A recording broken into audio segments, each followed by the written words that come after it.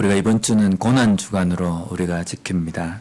오늘 수요일인데 월화수 3일 동안 예수님의 고난에 대해서 또 묵상하고 또 복음에 대해서 또 예수님의 사역에 대해서 묵상하는 시간을 가지셨는지 모르겠습니다. 저는 3일 동안 이것저것 생각도 하고 말씀도 보고 묵상하면서 문득 그런 생각이 들었습니다. 나는 지금 잘 살고 있는가? 하나님께서 원하시는 대로 내가 지금 삶을 살고 있는가? 여러모로 생각을 해봐도 아무리 이리 보고 저리 재봐도 하나님께서 원하시는 삶대로 살지 못하는 것 같다는 생각이 너무 많이 드는 겁니다. 너무 편하고 누릴 거 다 누리고 그렇게 사는 것 같고, 예수님께서 우리에게 복음을 주시고 그 복음의 사명들을 우리에게 주셨는데 그 사명대로 살고 있는가 생각해 보면 전혀 그렇지 못한 것 같아서 오늘 말씀을 준비하면서도 또 그런 생각이 좀 들었습니다. 어떡할까? 어떻게 해야 될까? 좀 고민이 좀 됐었습니다.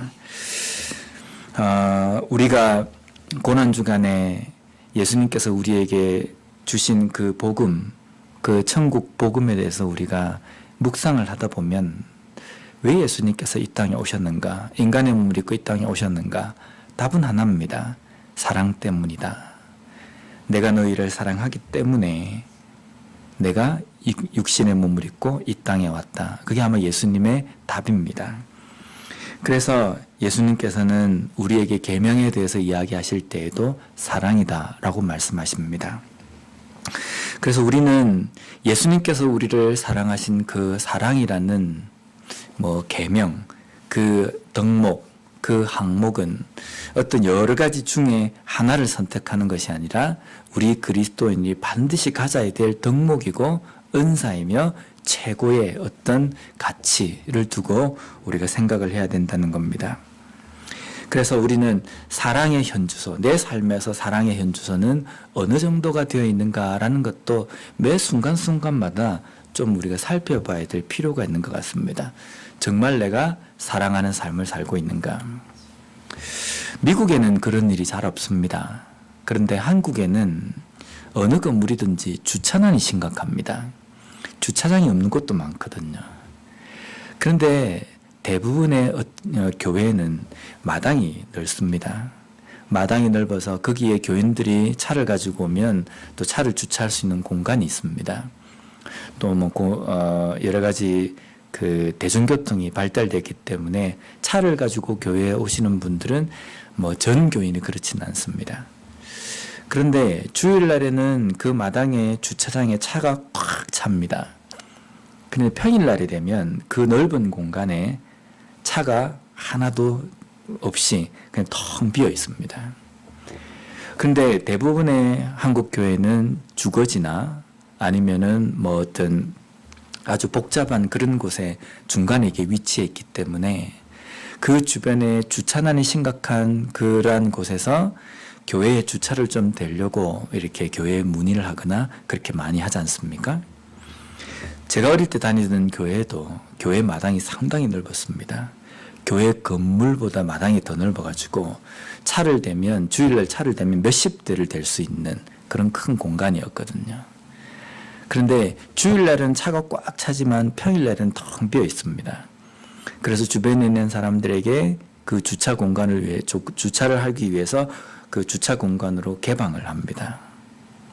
근데 간간히 어떤 교회에서는 평일날 그 주차하는 그 문제 때문에 이웃 주민들과 사람들과 실랑이를 많이 벌립니다.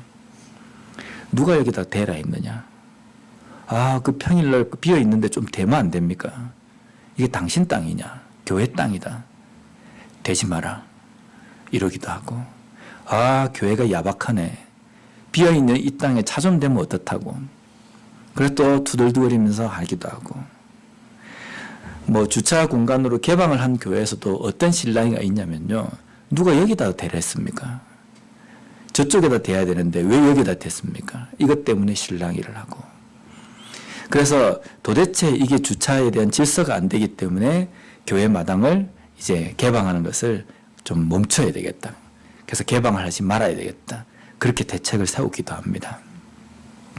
근데 그런 모습을 보면 그런 생각이 듭니다. 예수님께서 우리에게 가르쳐 주신 사랑, 보여주신 사랑은 내 것을 털어서라도 다른 사람들에게 나누어 주는 것이 사랑이지 않습니까?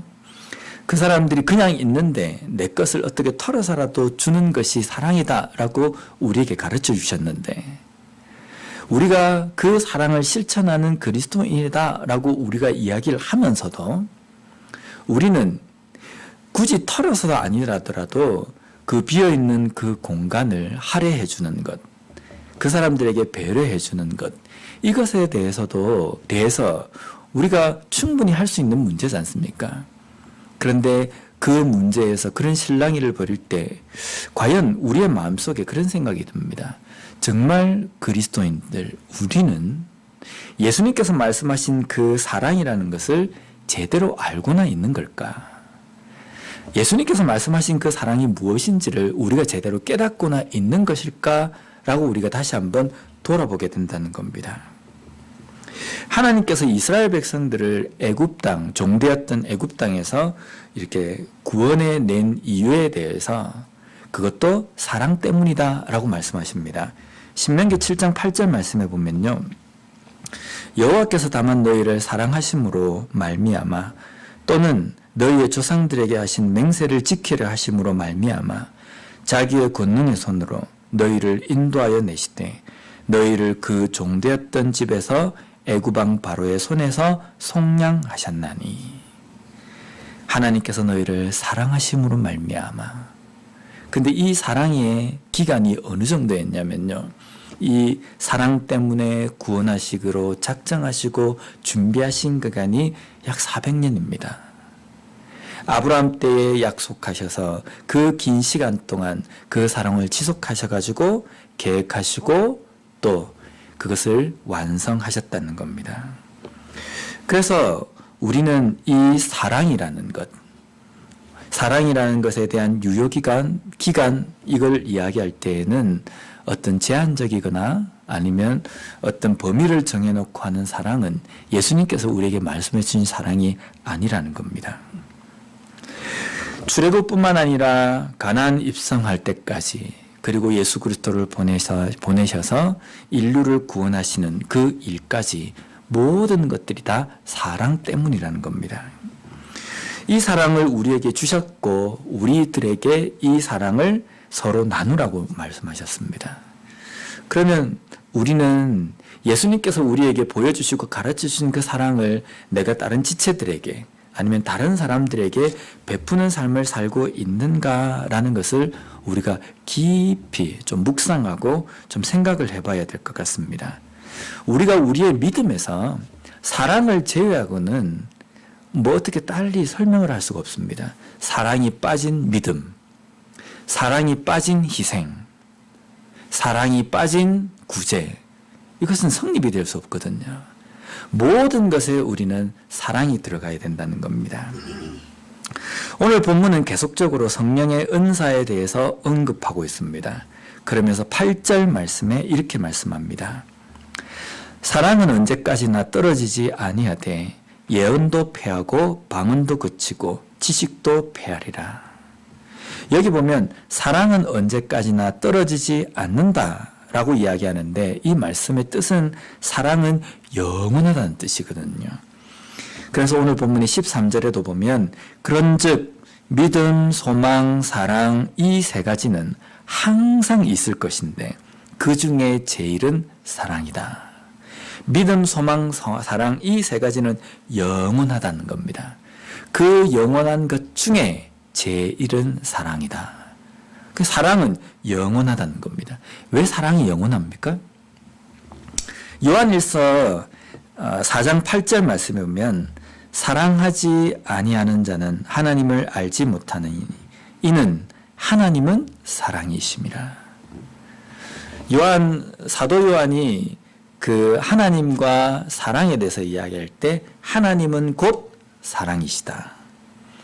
그럼 하나님은 전지전능하시고 영원하신 분이지 않습니까? 그러면 하나님이 영원하신 분이시기 때문에 사랑이신 하나님, 사랑으로 대표되는 그 하나님이 영원하시기 때문에 사랑 또한 영원하다는 겁니다. 그런데 여기 오늘 본문에 보면 은사는 폐하여질지라도 사랑은 영원하다 이 말씀을 하시거든요. 은사가 폐한다는 게 은사가 제한적이다, 뭔가 한계가 있다 이런 의미가 아니라 은사를 우리에게 주시는 이유가 뭡니까? 지식의 은사, 예언의 은사 이런 은사를 우리에게 주시는 것은 하나님의 뜻을 우리에게 전달하시기 위해서입니다. 우리에게 뜻을 전달하시고 그 전달된 그 뜻을 다른 사람들에게 전달하기 위해서 하나님께서는 우리에게 은사를 주시는 거거든요.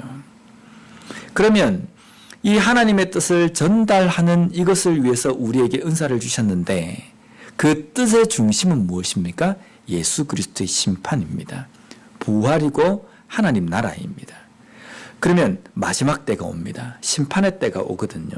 예수님께서 이 땅에 재림하실 때에 이 재림하신 그 이후에 또 다른 어떤 하나님의 뜻을 전달해야 될 필요가 있습니까? 이제는 모든 것이 끝이 나는 겁니다. 예수님께서 심판하러 이 땅에 오실 때에는 모든 것이 끝이 나고 더 이상의 기회도 없고 더 이상의 유예기간도 없는 겁니다.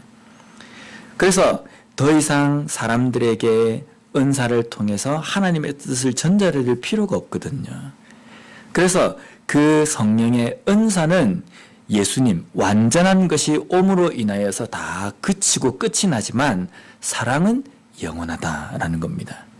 왜냐하면 하나님이 영원하시기 때문에 하나님이 가지고 계신 사랑, 하나님이 베풀어 주시는 그 사랑은 영원하다라는 그 뜻입니다.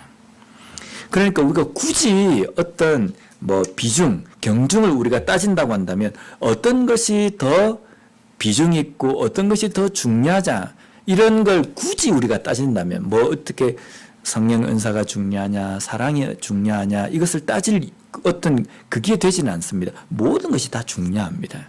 근데 그 중에서 굳이 우리가 그것을 따져본다고 한다면 사랑이 영원히 중요하고 그렇기 때문에 이 땅에서도 지속적으로 그 사랑이 우리의 삶 속에 나타나고 그리고 이루어지는 삶을 살아야 된다는 겁니다. 영원하다는 것은 여기서부터 시작을 해서 영원하다는 의미가 아니라 영원 전부터 시작을 해서 영원까지 지속되는 거거든요. 지금은 우리가 사랑이 없는 사람이 되어 있다가 어느 순간에서부터 사랑이 시작되어 가지고 영원히 있는 이것을 이야기하는 것이 아닙니다. 우리가 예수 그리스도를 주라고 고백하고 하나님의 자녀로서 우리가 부름을 받은 사람으로서 우리의 삶에서 사랑이 시작이 되고 영원히 사랑이 지속이 되어야 된다는 겁니다. 그러니까 우리의 삶에서는 이 사랑이 중요하다는 겁니다. 우리가 예언을 통해서 하나님의 뜻을 깨닫고 성령께서 주시는 은사를 통해서 다른 사람들에게 그 뜻을 전달하고 깨닫도록 합니다. 근데 그 깨닫고 전하는 그 뜻, 하나님의 뜻은 하나님의 뜻의 100%입니까? 우리가 성경 66권을 우리가 읽을 때마다 항상 새롭지 않습니까? 어떻게 이렇게 성경에 이런 말이 있을까? 우리가 자주 들은 성경 구절도 설교하는 목사님마다 이렇게 설명을 해줄 때 보면 이야 그런 내용이구나 라고 이렇게 무릎을 칠 때가 많이 있지 않습니까? 그러니까 성경 66권 이 내용만 우리가 다 모르는 이 성경 60권 이 내용만 봐도 하나님의 뜻을 우리가 전부 이해하고 깨닫는 것이 불가능하다는 겁니다. 그래서 하나님께서 우리에게 전달해 주시는 하나님의 뜻은 하나님의 뜻의 일부분에 불과한 겁니다. 그 일부분마저도 우리가 100% 이해를 못하는 거거든요. 그래서 오늘 12절 말씀에 보면 이렇게 표현하고 있습니다. 우리가 지금은 거울로 보는 것 같이 희미하나 그때에는 얼굴과 얼굴을 대하여 볼 것이요 지금은 내가 부분적으로 아나 그때에는 주께서 나를 아신 것 같이 내가 온전히 알리라. 여기 보면 거울로 보는 것이 희미하다라고 이렇게 표현이 되어 있거든요. 좀 이상하지 않습니까? 우리는 항상 뭐가 이렇게 얼굴에 났는지 거울 보면 뚜렷하게 보이지 않습니까? 근데 이 당시에 거울은 지금 현재 우리가 사용하고 있는 수은으로 만들어진 거울이 아니라 청동 거울입니다. 청동을 아주 반질반질하게 닦아서 거기에 사람의 얼굴을 이렇게 비춰보는 겁니다. 자동차를 반질반질하게 닦으면 거기에 얼굴이 비치지 않습니까? 근데 그 얼굴을 보면서 내 얼굴에 잡티가 잘 보이지를 않아요. 아무리 깨끗하게 닦아도 내 얼굴에 대해서는 정확한 어떤 것을 정보를 얻어낼 수가 없습니다. 그래서 지금은 거울로 보는 것처럼 희미하게 짐작으로 우리가 알지만은 그때에 예수님께서 오셨을 때에 모든 것을 심판하시고 완성하시는 그때에는 얼굴과 얼굴을 맞대고 보는 것처럼 정확하게 가까이서 얼굴을 보는 것처럼 잡티 하나도 다 보는 것처럼 세세하게 알게 될 것이라는 겁니다. 그때에는 하나님께서는 우리에게 하나님의 뜻을 다 깨닫게 하시고 또 우리는 그 하나님의 뜻을 온전히 알게 된다는 겁니다. 그러면 지금은 우리가 하나님의 뜻을 안다라고 이야기할 때에는 어떤 것입니까? 부분적으로 알고 부분적으로 예언하며 부분적으로 깨닫는 겁니다.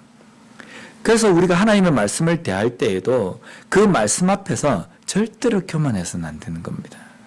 뭐 이 조금 알았다고 해서 내가 다 아는 것처럼 생각한다고 한다면 이 상당히 교만한 거거든요.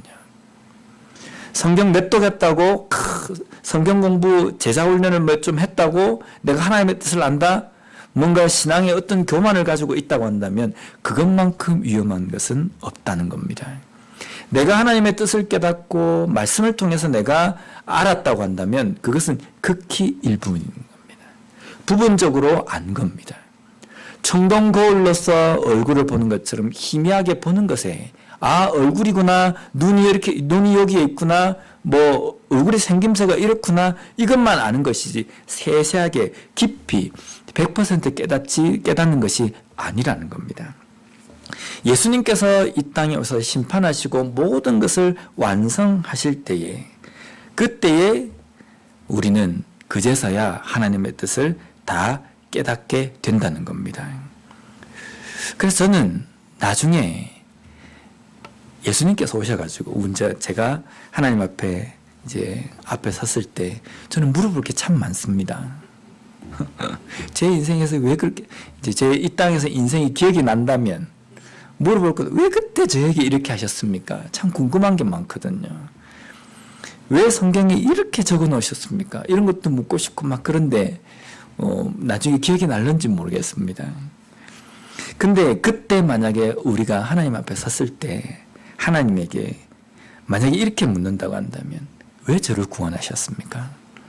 왜 저를 선택하셨습니까? 이렇게 묻는다고 한다면 하나님 뭐라고 대답하시겠습니까? 네가 좀 잘났다. 네가 좀 어떻게 보니까 가치가 좀 있어가지고 내가 그렇게 했다. 그런 게 답은 하나일 겁니다. 사랑했기 때문이라는 거거든요. 뭔 이유가 있느냐?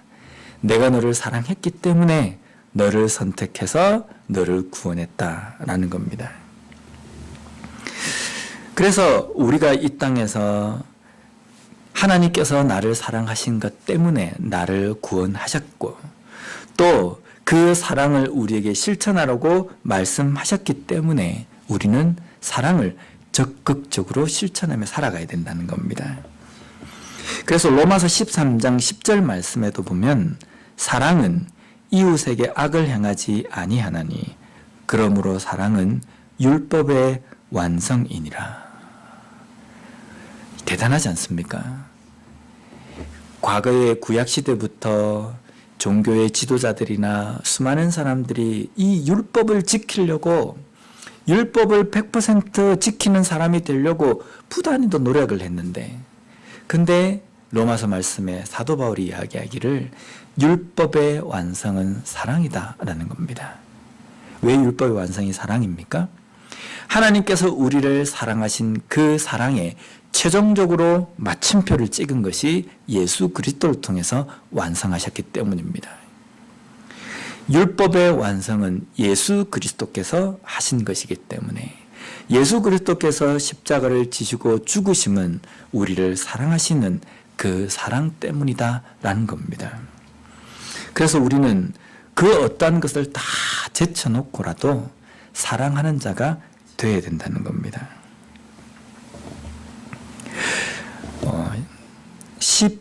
15세, 15살에 그 과거에 독일이 이스라엘 그 유대인들을 학살하고 또 많이 또 괴롭혔지 않습니까? 그때 15살에 아우슈비츠에 그 수용되었다가 극적으로 생존한 생존 작가 중에 엘리 위젤이라는 사람이 있습니다. 이 사람이 여러 가지 작품도 적고 또 많은 그런 그 좋은 말, 이런 말도 남겼는데 그 중에 한 가지가 뭐냐면 이렇습니다. 사랑의 반대말은 증오가 아니라 무관심이다. 예술의 반대말은 추함이 아니라 무관심이다. 믿음의 반대말은 이단이 아니라 무관심이다. 삶의 반대말은 죽음이 아니라 무관심이다. 무관심은 모든 것에 반대에 서 있고 최악입니다. 우리가 사랑한다 라고 이야기할 때 이 사랑에 반대가 되는 것은 다른 형제를 미워하는 것이 아니라 무관심이라는 겁니다. 나는 다른 사람들을 미워하지 않기 때문에 나는 사랑하고 있다라고 우리가 착각해서는 안 된다는 겁니다. 우리가 다른 사람을 사랑하고 있다고 한다면 무관심하지 않아야 된다는 겁니다. 그렇다고 해서 우리가 오지랖 넓게 행동하라는 것이 아니라 주위에 관심을 가지고 돌아봐야 된다는 겁니다. 이 시대는 무관심해야지만이 살아갈 수 있는 세상이 되어버렸습니다. 무관심한 것이 최고의 미덕으로 되어져 있습니다. 어떤 관심을 가지거나 또 간섭을 하게 되면 상당히 사람들이 싫어해요. 어쩔 수 없이 이 시대는 무관심한 세상이 되어버렸고 무관심한 가운데 살아갑니다. 세상이 왜 무관심한 세상이 되어버렸습니까? 악이 지배하기 때문입니다. 악이 지배하기 때문에 다른 사람을 향해서 미워하는 전략보다는 다른 사람을 향해서 무관심하도록 하는 전략을 이 시대에 펼치고 있다는 겁니다. 그 무관심 속에 살아가는 그리스도인들 마음속에도 어떤 생각이 드냐면요. 나는 하나님을 부인하지 않기 때문에 나는 믿음이 있다라고 생각하고 착각하고 살아가도록 만드는 겁니다. 그런데 믿음의 반대말은요. 이단이 아니라 무관심이라는 겁니다. 나는 하나님을 안 믿는다라고 말하지 않기 때문에 나는 신앙생활을 잘하고 있다고 생각하지만 믿음의 말씀에 무관심한 것이 믿음의 반대라는 겁니다. 저는 이 말에 전적으로 공감합니다. 왜냐하면 이 시대에는요. 모든 것이 무관심한 사회이기 때문에 아무런 관심을 가지 않고 다 끊어버리고 내가 살아가면요. 별 문제 없이 살아갈 수 있습니다. 근데 하나님께서 우리에게 명령하신 것은 그 믿음을 가지고 세상에 나가길 원하시거든요. 무관심이 아니라 관심을 가지라는 겁니다. 어떤 관심을 가져야 되냐면 정말 믿음으로서 관심이 필요한 것, 복음이 필요한 곳에 관심을 가지고 또 그것을 관심을 갖고 사랑하는 것, 그것이 오늘날 우리 그리스도인들에게 명령하신 하나님의 계명이라는 겁니다. 하나님은 우리에게 사랑을 베풀어 주셨습니다. 어떤 사랑입니까? 그냥 가만히 두면 하나님께서 우리를 무관심하게 그냥 두었다고 한다면 우리는 무엇이 필요한지도 모르고 우리의 이 죄의 문제를 어떻게 해결할지도 모르고 그냥 멸망으로 치닫는 인생을 살아갈 수밖에 없다는 겁니다. 하나님 편에서도 무관심하게 그냥 놔둬도 별 문제가 없는 겁니다. 그런데 하나님은 우리를 사랑하셨습니다. 사랑하셨기 때문에 우리에게 관심을 가지셨고 관심을 가지셨기 때문에 이 죄의 문제를 어떻게 해결하실지를 계획을 세우시고 육신의 몸을 입고 이 땅에 오셨다는 겁니다. 그것을 우리가 사랑이라고 표현한다고 한다면 그 사랑은 하나님께서 우리에게 무관심하시지 않으시고 관심을 가지셨다는 겁니다. 그러면 내가 사랑하는 사람, 사랑의 사람 그리스도인인가? 라는 것을 살펴보기 위해서는 내가 내 삶 외에 주변에 있는 사람들에게 관심을 가지고 있는가? 라는 겁니다. 이 쓸데없는 관심을 이야기하는 게 아닙니다. 어느 집에 무슨 문제가 생겼다더라. 그러면 그것을 옮기기 좋아하고 거기다가 내 의견을 하나 더 붙여가지고 옆 사람에게 전달하고 이런 관심 말고 누군가에게 어려움이 있을 때에 내가 그리스도인으로서 하나님의 말씀에 입각하여서 내가 어떻게 도울 수 있을 것인가. 복음을 알지 못하고 죽어가는 영혼들에게 관심을 가지고 그들에게 어떻게 복음을 섬길 것인가. 그것을 고민하고 생각하는 것이 사랑이라는 겁니다. 마지막으로 요한복음 4장 20절 말씀을 보면요. 누구든지 하나님을 사랑하노라 하고 그 형제를 미워하면 이는 거짓말하는 자니 보는 바 그 형제를 사랑하지 아니하는 자는 보지 못하는 바 하나님을 사랑할 수 없느니라. 이거는 정말 두려운 말씀입니다. 왜냐하면요. 우리는 저 사람만큼은 절대로 사랑할 수 없다라고 생각하는 사람들을 내가 찍어놓고 정해놓고 있음에도 불구하고 우리는 입술로서 하나님을 사랑한다라고 고백하고 있기 때문입니다. 저는 저 자신도 마찬가지입니다. 이 자리에서 고백할 어떤 하기는 좀 하지만은 저는 다른 삶은 다 그가 하더라도 사역자로서 사역을 하면서 몇몇 어떤 사람들의 대상에 의해서 참 많은 상처를 받았어요. 저에게 상처입니다. 근데 그 상처를 극복하고 그 상처를 주었음에도 불구하고 그 상대방을 사랑해야 됨에도 불구하고 마음속에 도무지 사랑이 안 되는 사람이 있습니다. 그때 나를 너무 힘들게 했고 지금이라도 나타난다고 한다면 진짜 계급장 떼고 한번 이렇게 멱살을 흔들고 싶을 정도로 자다가도 그 생각만 하고 그때 그 어려웠던 상황을 생각하면 속에서 뜨거운 불이 올라오는 그때 그 순간은 생각하기도 싫은 그러한 상황과 환경을 제공한 사람에 대해서 도무지 사랑할 수 없는 겁니다. 그래서 하나님 앞에 기도할 때도 하나님 제가 다른 사람 저에 대해서 지금 미워하고 어떤 그런 불만을 가진 사람에 대해서는 얼마든지 내가 포용하고 사랑할 수 있습니다. 그런데 이 사람만큼 내가 사랑을 못할 것 같아요. 그런데 하나님은 계속적으로 제 마음을 찌르는 겁니다. 네가 그것을 넘지 않고서는 결코 네가 나를 사랑한다고 말할 수 없다. 그래서 항상 기도할 때마다 기도합니다. 하나님, 이 사람도 사랑하게 해주십시오. 용서할 수 있도록 해주십시오. 이 사람을 위해서 기도할 수 있게 해주십시오. 그리고 기도합니다. 근데 또 돌아서면요, 그 사람만 생각하면 여기서 뜨거운 물이 올라오며 심장이 벌떡벌떡 뛰기도 하는 겁니다. 항상 우리에게 하나님은 어떠한 것을 넘기를 원하십니다. 우리가 하나님을 사랑한다고 한다면요, 눈에 보이는 형제 지체를 사랑할 때 보이지 않는 하나님을 사랑한다라고 말할 수 있다는 겁니다. 우리는 정말 사랑하고 있는 사람일까요? 예수님께서 하나님께서 우리에게 주신 그 사랑으로 다른 사람을 사랑하고나 있을까요?